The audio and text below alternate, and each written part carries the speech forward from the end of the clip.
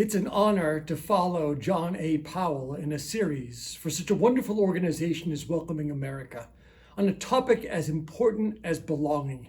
I watched his talk twice. It's so good. If you haven't seen it yet, take the time and watch it.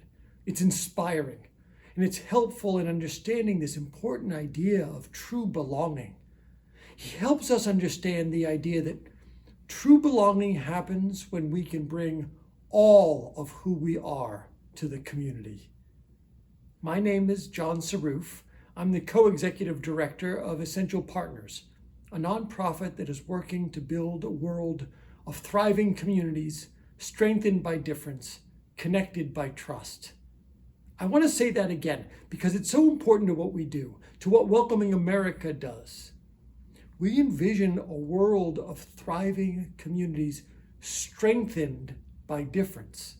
So being different's not the thing that sets you outside your community. It's what makes your community strong. Our differences are our strengths. At Essential Partners, we're often called into communities where they have experienced a deep division that hurts in some meaningful way, where people no longer feel they belong. Why does belonging matter? Well, it encourages people to participate in their local civic life.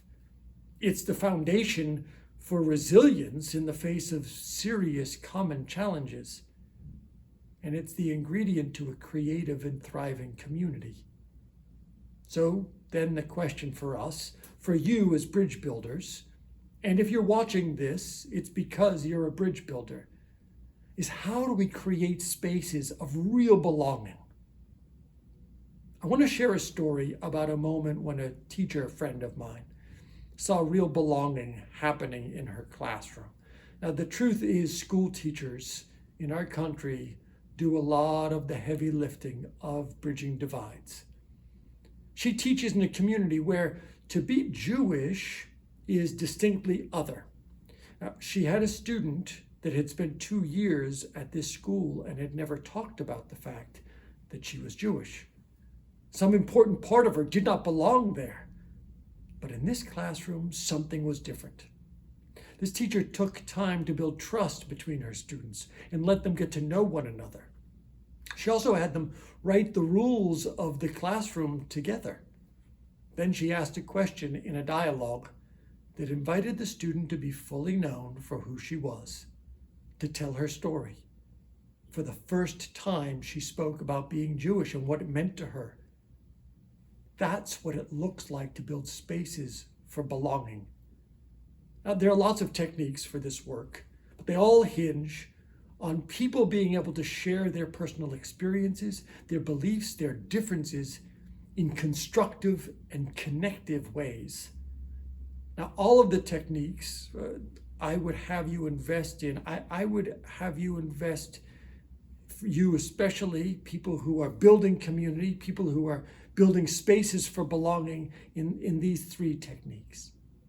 First, make time to connect interpersonally before digging into the issues and challenges that divide you. Spend time building trust, eating together, walking together. 2, create the conversation together. Decide where to meet and when. What agreements will guide your conversations, and do it together. 3, carefully design your guiding questions as invitations to be known, to share a piece of your own experience, to reflect on the many layers of a person's identity and beliefs. Well, let's break that down a little bit.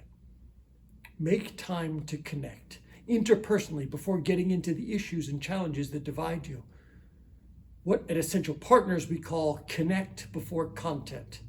I remember a dialogue I led on the Israeli-Palestinian conflict. It was a series of gatherings where Palestinians and Israelis and Americans spent months talking about one of the most intractable conflicts of our time. The first 3 meetings were a disaster. They were tense. People left crying, frustrated, silence. It was the beginning of my career. I was sure it was going to be the end. So I called my mentor, desperate.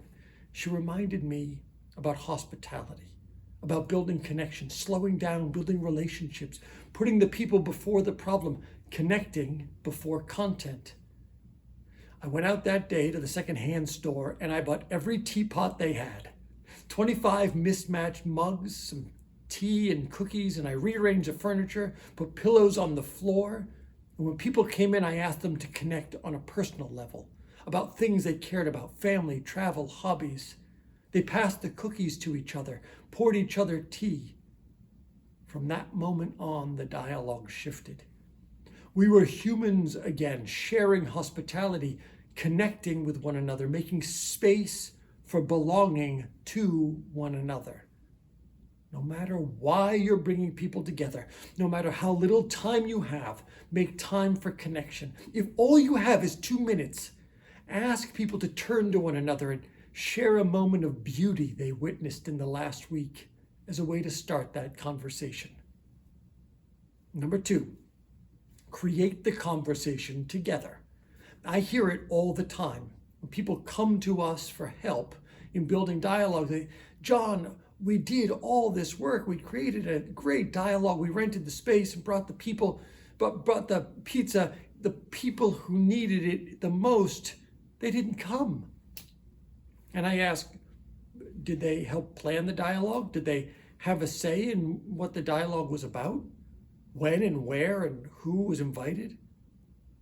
Maybe that's why they didn't come, because it wasn't about them. If you're building a bridge, build it with the people who will use it. Ask people what they most need to talk about. Ask them who should be at the dialogue. Ask them to invite the people they know. You may not have trust in a particular community. You may have to borrow their trust until you can build your own. Ask them what agreements they would need to have in the room in order for them to be able to really share themselves. Even asking people where a dialogue should take place is important, so that we don't exclude people because of lack of access, transportation, or cultural awareness, or history. I remember another mistake I made. I was helping a community plan an interfaith dialogue. We didn't have consistent participation in the planning from the Muslim community. And so we planned the dialogue to happen right in the middle of the evening call to prayer, and wondered why some people didn't come and why those who did got up and left for a while. Some generous participant let us know of our mistake in a gentle way. And so we built a break in our dialogue so those who prayed could and others would have time for reflection. It not only gave everybody time to deepen into the conversation and get reflective, it also showed a kind of acknowledgement about our mistake. It helped people feel much deeper sense of belonging. The third lesson I would have you remember is to carefully design your guiding questions in a way that invites people to be known, to share a piece of their own experience, to reflect on the many layers of their own complex identities and beliefs.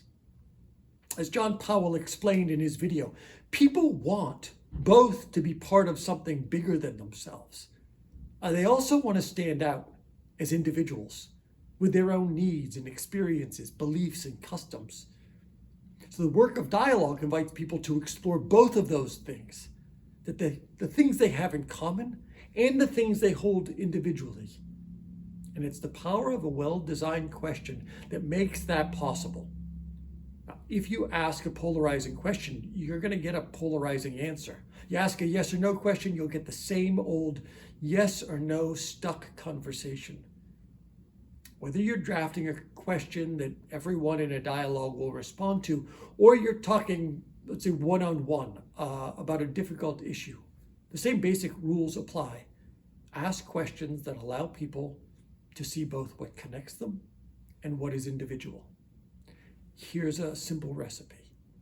Ask for a story, ask for a value, ask for complexity. Tell me a story about how you have come to believe the things you believe. Share an experience that would help me see how important this community is to you and why. Telling stories rehumanizes people. Telling stories connects us. In conflict and division, people have stories told about them. In dialogue, people get to reauthor their own story, to be known for who they are, for who they want to be. Ask for values. What's at the heart of the matter? What value is most important to you in this situation? When we have real differences, we want those differences to be known. But when we frame those differences in the shape of our values, in the shape of our hearts, we can also see ourselves in the other. Because so many of us are driven by the same core values, even if we live them out differently. Ask for complexity. In what ways do you hold complexity about your beliefs and experiences? Where do you find your own experiences or values bumping up against one another? Conflict flattens people, makes them one-dimensional. People become just red or blue, just pro or con, just local or migrant.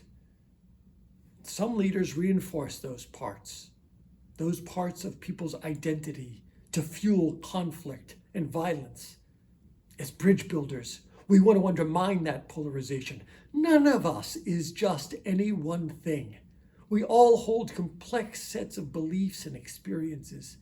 By asking for complexity, we make people multidimensional. We break apart the boxes that they've been put in. So ask for a story, ask for a value, ask for complexity. The last thing I want to leave you with is this. Our work, your work, welcoming America's work, is the work of holding on to hope. You as bridge builders will have to hold on to hope for people who can no longer do it for themselves. You will have to believe this is possible. It is important to know that communities come back from the most severe levels of othering. Healing is possible. Reknitting relationships and rehumanizing is possible. It's not only possible, it's necessary. We can make spaces where difference is celebrated and part of what makes us strong. You can make a difference. Visit belongingbeginswithus.org to read stories of belonging and take action in your community. If we can have the courage of community, we can build thriving communities of true belonging.